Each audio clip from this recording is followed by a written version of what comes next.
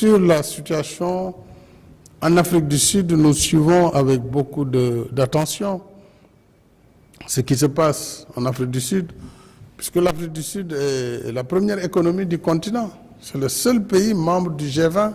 C'est une fierté pour l'Afrique.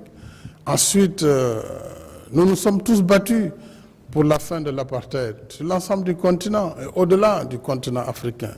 Donc tout ce qui touche à l'Afrique du Sud, évidemment, nous concerne directement.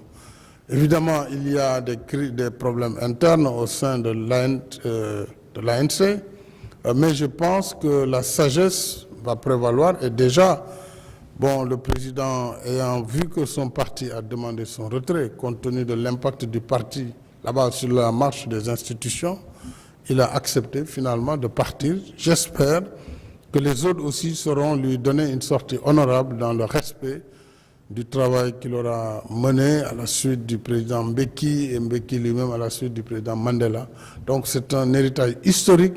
Il faut que les gens sachent raison garder et qu'on lui donne le respect dû à son rang et que la marche de l'État continue avec le nouveau président Cyril Ramaphosa, que je félicite, qui est aussi un homme du sérail, qui a lutté toute sa vie également au sein de l'ANC. On espère en tout cas que cette situation va être vite dépassée dans le respect évidemment des institutions sud-africaines, de l'héritage de Mandela, de l'ANC et pour l'avenir de ce pays et l'avenir de l'Afrique.